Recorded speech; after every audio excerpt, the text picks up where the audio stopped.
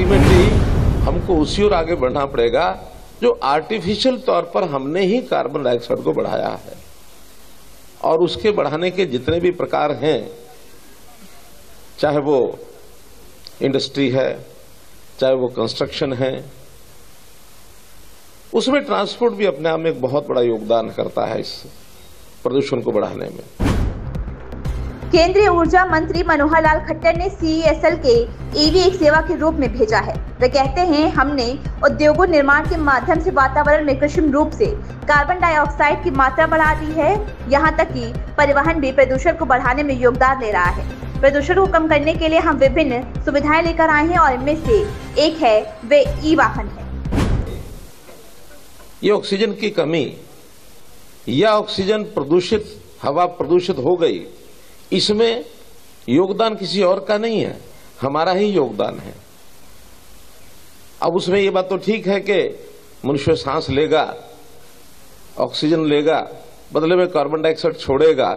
इस प्रोसेस को तो बंद नहीं किया जा सकता। भले ही हम net zero emission of carbon कर रहे हैं, लेकिन उसमें ये प्रक्रिया तो बंद होने वाली नहीं है।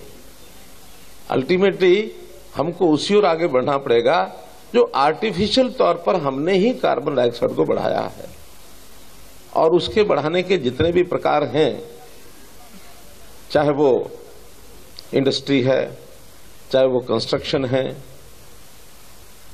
उसमें ट्रांसपोर्ट भी अपने आप में एक बहुत बड़ा योगदान करता है इस प्रदूषण को बढ़ाने में। अब जब कभी प्रारंभ हुआ था तो शायद इतना इसका भयंकर परिणाम निकलेंगे ये उस समय पता नहीं होता था, लेकिन धीरे धीरे जैसे आगे बढ़े और हमारे ट्रांसपोर्ट सिस्टम की बाध्यता भी बन गई। कोई शौक से ट्रांसपोर्ट सिस्टम में नहीं आता है। हमको अपना प्रतिदिन की गतिविधियों में, अपनी मोबिलिटी को बढ़ाने में, एक स्थान से दूसरे स्थान पर जाने में, ये सब चीजें करनी थी, की है।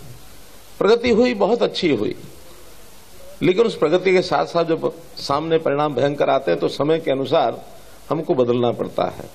और इस बदलने के लिए ये जो प्रदूषण है, इसको कम करने के लिए विभिन्न प्रकार के जो आयाम खड़े किए गए, उसमें एक ये है कि हम अपने व्हीकल्स को कैसे ई-व्हीकल्स पर लेकर के आए। ई-व्हीकल्स का बहुत बड़ा एक कार्यक्रम न केवल अपने देश में, दुनिया में शुरू हुआ है। इसमें PM ई-ड्राइव, PM ई-बस सेवा, और जो इस EV सर्विस को बढ़ाने के लिए आज का ये जो कार्यक्रम किया जा रहा है ब्रीद नाम से, एक बहुत सराहनीय है।